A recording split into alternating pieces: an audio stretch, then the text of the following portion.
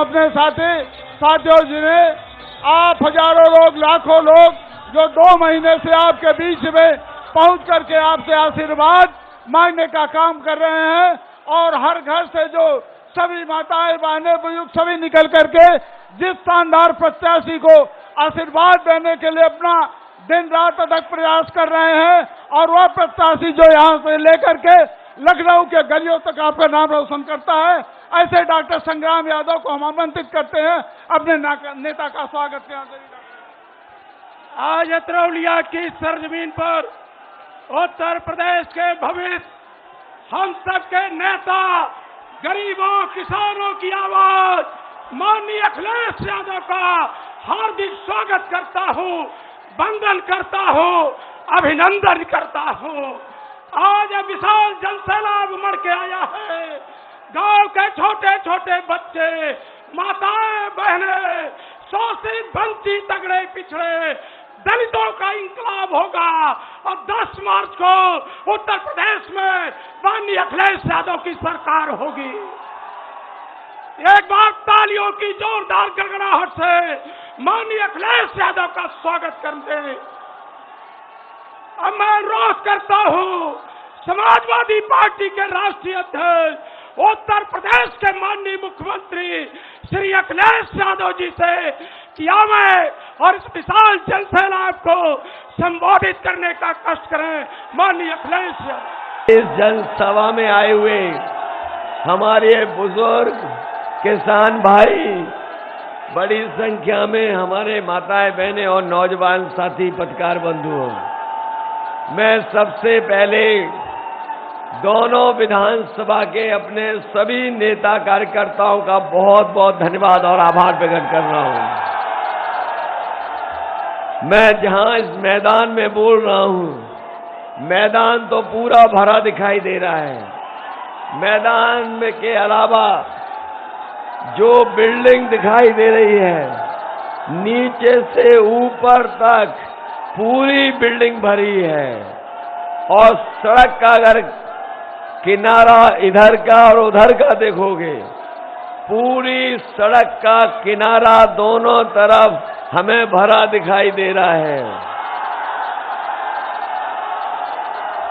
जहां चुनाव का 7वें चरण का आखिरी दिन प्रचार का है, मुझे आपके बीच में अपने पार्टी के दोनों प्रत्याशी और आजमगढ़ के 10 के 10 प्रत्याशियों के लिए आपसे अपील करने आया हूं। और मैं ये कह सकता हूं कि इस बार जो आजमगढ़ की हवा है, वो 10 की 10 सीटें समाजवादियों को जिताने जा रही है। 10 में से 10 किसी दल का अब खाता खुलने वाला नहीं है। और जो लोग लाल टोपी की बुराई करते थे, हमारे सफेद टोपी वालों के साथ अन्याय किया, जो लाल टोपी की बुराई करते थे और सफेद टोपियों के साथ अन्याय किया, बताओ उन्होंने टोपी पहन ली कि नहीं पहन ली टोपी? और टोपी भी पहनी, लाल नहीं पहनी, सफेद नहीं पहनी, किसी और रंग में पहनी है। ये वो लोग हैं जो रंग बदलने वाले हैं। इस बार जनता उत्तर प्रदेश की इन्हें समझ गई है। ये कोई रंग बदल ले, लेकिन उत्तर प्रदेश की जनता इन्हें सबक सिखाने वाली है। बताओ बीजेपी के लोगों ने झूठ बोला कि नहीं बोला? हमारे किसान भाई यहां बैठे खड़े हैं, आपकी आय दोगुनी की बात की, लेकिन आज 5 साल में डबल इंजन की सरकार ने हमारे किसानों की आय दोगुनी नहीं की। हमारा किसान आज भी परेशान है और इनकी सरकार में महंगाई से और परेशान हो गया। जिस तरीके से डीजल, पेट्रोल और हर चीज महंगी कर दी, बताओ खाद जब जरूरत थी खाद नहीं मिली। यहाँ किसान भाई होंगे, आप जानते होंगे खाद नहीं मिली और डीएपी नहीं मिली। इस बार किसान भी उसी तरीके से इनके खिलाफ वोट करेंगे। जैसे डीएपी नहीं मिली तो इस बार बीजेपी को वोट भी नहीं मिलने जा रहा। महंगाई कहां पहुंच गई, बेरोजगारी तो आज हर घर में एक बेरोजगार बैठा है। हमारे नौजवान जितने यहां पर आए हैं, बताओ 5 साल से इंतजार कर रहे थे कि नहीं कर रहे नौकरी का। नौकरी नहीं दी, न रोजगार दिए, और जहां नौकरी रोजगार मिल भी जाता वो बताओ सब बेच दिया कि नहीं बेच दिया। ये लोग वो थे जिन्होंने कहा कि हवाई चप्पल वाला हवाई जहाज में चलेगा, और जैसे ही सरकार में आए सब हवाई जहाज बेच दिए, हवाई अड्डा बेच दिया, रेलगाड़ी बेच दी, रेलवे स्टेशन की कीमती जमीन बेच दी, रेलवे स्टेशन बेचने जा रहे हैं, पानी के जहाज बेच रहे हैं, पानी के जहाज के साथ बंदरगाह बेच दिए। बताओ सब बेच दिया कि नहीं बेच दिया। और इसलिए बेच दिया, अगर आपको पुरानी कहावत याद होगी कि न रहेगा बांस और न बजेगी बांसुरी। जब सब बिक जाएगा तो फिर नौकरी और रोजगार भी नहीं मिलेगा। और अब तो वो कह रहे हैं कि गर्मी निकाल देंगे। गर्मी निकालने वालों की गर्मी जनता ने निकाल दी 6 चरणों में, और ये 7वें चरण वाले जो गर्मी निकाल रहे थे उनकी 6 चरणों में जनता ने गर्मी निकाल दी, और इस बार 7वें चरण में जनता इन्हें 7 समुंदर पार फेंक देगी। समझ गए? 7 समुंदर, वहीं जहां इनके मित्र गए हैं 7 समुंदर वहीं जनता इन्हें पहुंचा देगी। बताओ आजमगढ़ के लोगों, इन्हें 7 समुंदर पार भेज दोगे कि नहीं भेज दोगे? 5 साल में इन्होंने अपमानित हमें और आप सबको किया कि नहीं किया? हमसे और आपसे लगातार इनके लोग और इनके सरकार के लोगों ने जो हक और सम्मान मिलता था, बताओ 5 साल में छीनने का काम किया कि नहीं किया? और न केवल हक सम्मान छीना है, बल्कि आजमगढ़ का पूरा विकास रोक दिया। आजमगढ़ का जितना समाजवादियों ने विकास की शुरुआत की थी, वो विकास सब ठप कर दिया। ना नई चीज बनाई, और जो काम चल भी रहे थे उन कामों को पूरी तरीके से ठप कर दिया। अभी तो केवल आजमगढ़ को मेडिकल कॉलेज, आपके यहाँ का अस्पताल, एम्बुलेंस, पुलिस को गाड़ियां और दुनिया के बराबर टक्कर देने वाली आपको हमने समाजवादी पूर्वांचल एक्सप्रेस भी दिया। ये तो केवल एक सड़क बनी है, लेकिन भविष्य में जब समाजवादी सरकार बनेगी, इसी पूर्वांचल एक्सप्रेस वे के किनारे हम अपने किसानों के लिए मंडी बनाने का काम करेंगे। और मंडियां इसलिए बनाना चाहते हैं जिससे हमारे किसानों की पैदावार की कीमत उन्हें मिल जाए। न केवल मंडी बनाएंगे, बल्कि हम अपने किसानों को भरोसा दिलाना चाहते हैं कि सरकार बनने के बाद अपने किसानों को उनकी फसल को एमएसपी दिलाने के लिए भी समाजवादी सरकार काम करेगी। इन्होंने तो 5 साल हमारे किसानों को लूटा। जो भी फसल आई उस फसल की ये सरकार कीमत नहीं दे पाई। न केवल धान में लूट हुई है, बल्कि डीजल पेट्रोल महंगाई बढ़ा करके हमारे गरीबों की जेब काट करके अमीरों की तिजोरी भरने का काम किया। न केवल तिजोरी भर दी, बल्कि किसानों को अपने खेतों की रखवाली करनी पड़ रही है। किसानों के पक्ष में जो फैसले लेने थे, ये सरकार वो फैसले भी नहीं ले पाई। हमारा मैनिफेस्टो आपने पढ़ लिया होगा। समाजवादियों ने तय किया है कि सरकार बनेगी तो 300 यूनिट फ्री देने का काम समाजवादी सरकार में होगा। न केवल 300 यूनिट, बल्कि हमारे किसानों की सिंचाई माफ होगी। किसानों को भी कोई पैसा नहीं देना पड़ेगा।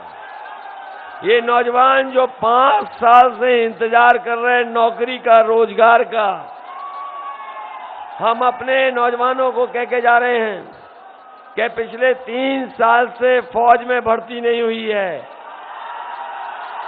समाजवादी सरकार बनेगी तो केंद्र से फौज में भर्ती कराने के लिए समाजवादी सरकार में काम होगा, जिससे हमारे नौजवानों को वर्दी पहन करके देश की सेवा करने का मौका मिल जाए। न केवल फौज में भर्ती होगी, बल्कि पुलिस में भी भर्ती कराने का काम समाजवादी सरकार में होगा।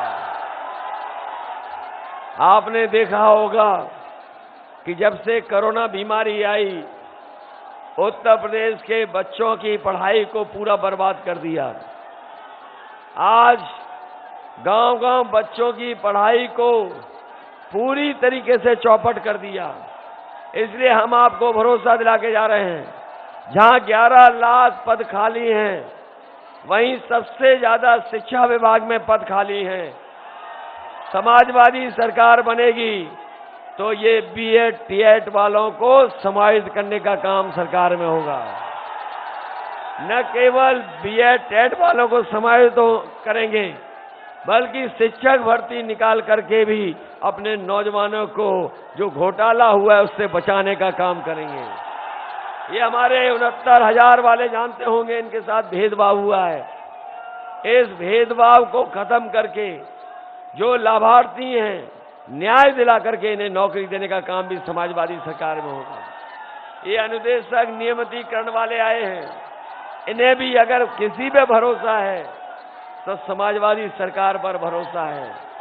शिक्षा मित्र के लोग आए होंगे, जब समाजवादी सरकार थी तो उन्हें भी सम्मान मिला था, लेकिन जैसे ही भारतीय जनता पार्टी की सरकार आई, इनका सम्मान छीनने का काम किया है। सरकार बनेगी तो शिक्षा मित्र के लोगों को भी सम्मान देने का काम सरकार में होगा। मैं बधाई देना चाहता हूं, और बधाई के साथ साथ मैं आपका उत्साह और जोश देख करके कह सकता हूं कि इस बार तो अतरौलिया वाले इतिहास बनाने जा रहे हैं। और ऐसा लग रहा है न केवल अतरौलिया, बल्कि बगल की विधानसभा फूलपुर भी इतिहास बनाने का काम करेगा। अभी तक तो मैं ये देख रहा था कि हर चरण में जनता में मुकाबला था, कि जनता ये फैसला कर रही थी कि किस चरण में हम गठबंधन को ज्यादा जिताएं। लेकिन आजमगढ़ आते आते ये मुझे महसूस हो रहा है कि एक दूसरी विधानसभा में मुकाबला है कि अतरौलिया ज्यादा वोटों से जीतेगी कि फूलपुर विधानसभा ज्यादा जीतेगी।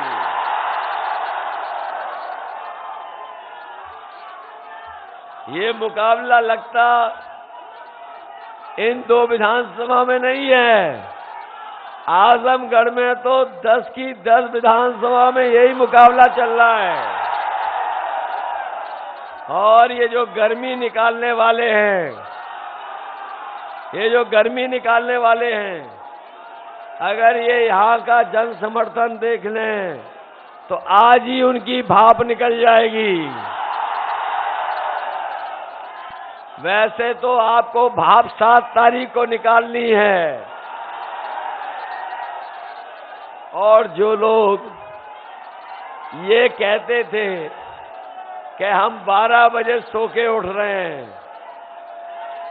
जो लोग कहते थे 12 बजे सो के उठ रहे हैं, आजकल उन्हें नींद नहीं आ रही है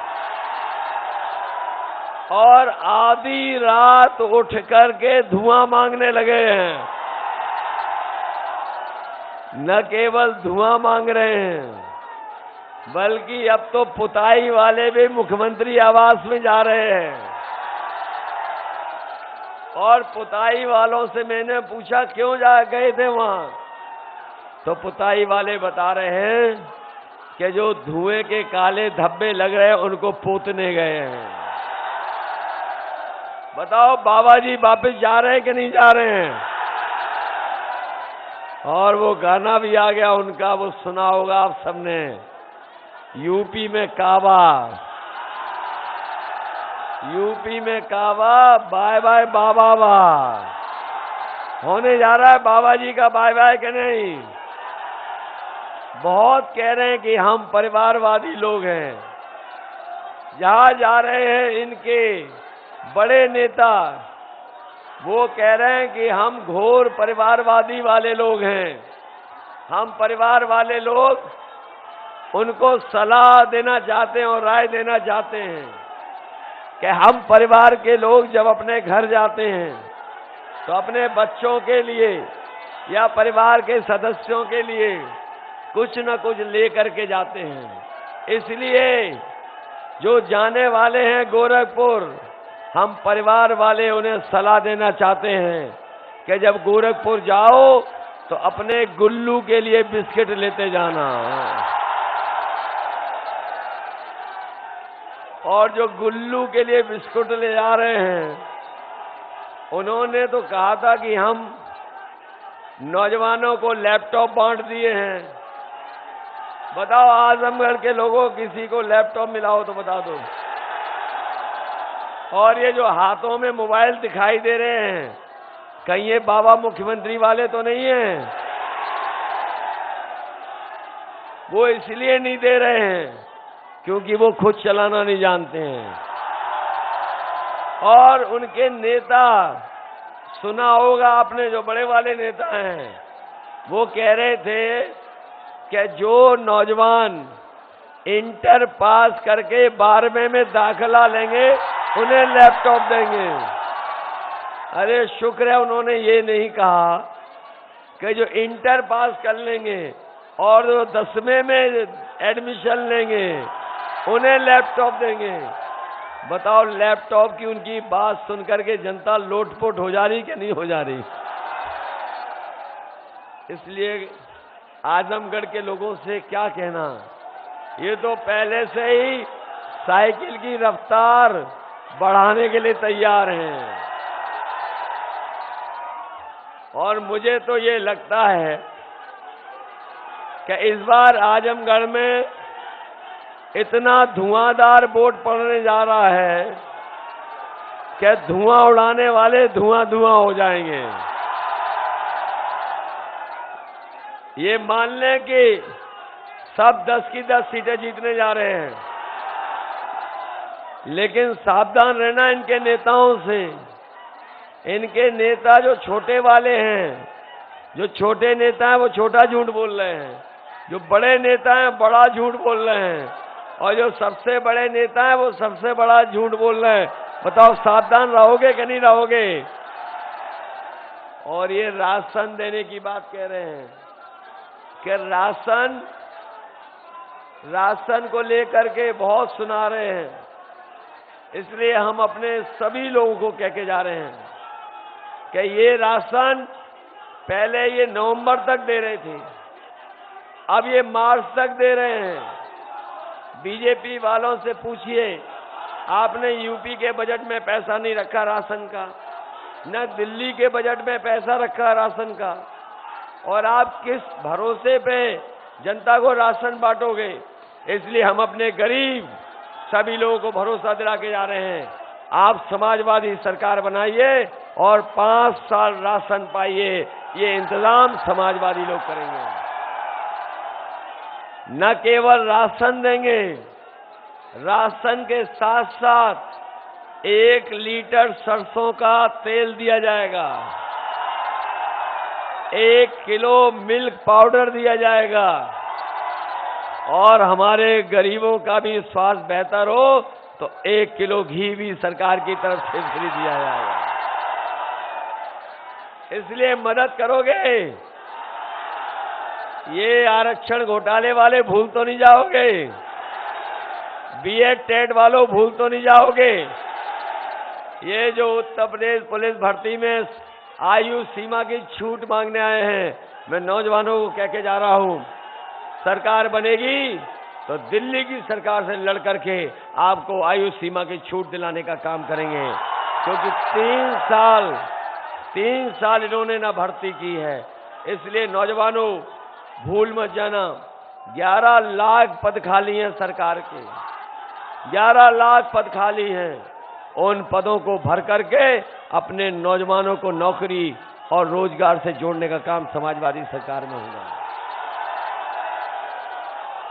इसलिए आज मुझे बहुत सभाएं करनी है, और आखिरी दिन में इसीलिए आया क्योंकि आखिरी दिन में ही अपने लोगों से निवेदन करने आया हूं। ये तो आजमगढ़ वो है जिला जिसने हमेशा समाजवादियों का सम्मान बढ़ाया है, और जितना लगाव हम लोगों को, पार्टी के लोगों को आजमगढ़ की जनता से है, शायद और किसी जिले की जनता से नहीं है। और हमने तो खुद अपना घर माना आजमगढ़, और इसलिए भी कि ये बताओ, सबसे बड़ी सड़क किसी ने मांगी नहीं, हमने अपने आप दी। याद है कि नहीं याद है? किसी ने नहीं मांगी, हमें किसी ने नहीं मांगी थी ये पूर्वांचल वाली सड़क, ना हमने घोषणा पत्र में लिखा था। लेकिन हम जानते थे कि यही आजमगढ़ घर और गाजीपुर और अपना मऊ ये पिछड़ा इलाका है, इसलिए पूर्वांचल को अभूतपूर्व विकास देने के लिए ये एक्सप्रेसवे देने का काम समाजवादियों ने किया है। सरकार बनेगी तो यहाँ की गरीबी दूर कैसे हो, बेरोजगारी दूर कैसे हो, लोगों को नौकरी कैसे मिले, और हमारा किसान कैसे खुशहाल हो, उसके लिए हम इंतजाम कर करके अपने सभी लोगों की मदद करने का काम करेंगे। इसलिए जिताइए और सरकार बनाइए। ये सरकार बनाने का चुनाव है सरकार बनाने का चुनाव कि नहीं? सरकार, आप सरकार बनाना चाहते हो कि नहीं बनाना चाहते हो? कहीं उस सरकार के बारे में तो नहीं सोच रहे हो जिनके सांड सब बीजेपी का वोट चढ़ गए? बताओ, सांड बीजेपी का वोट चढ़ गए कि नहीं चढ़ गए? इसलिए इन्हें 7 समुंदर पार भेजोगे कि नहीं भेजोगे? ये 7 चरण वालों को अपने मित्रों के पास ये चले जाए, वहां भेज देना। इसलिए हमारे संग्राम यादव जी को और रमाकांत यादव जी को ऐतिहासिक वोट देकर के जिता देना। और मैं भरोसा दिलाता हूं कि आजमगढ़ को विकास में कहीं पीछे नहीं छूटने देंगे, और अगर अतौलिया के लिए हमें विशेष विकास की योजनाएं लानी पड़ेंगी तो अतौलिया के लोग कभी पीछे नहीं रहोगे, ये मैं भरोसा दिला के जा रहा हूं। बहुत बहुत धन्यवाद।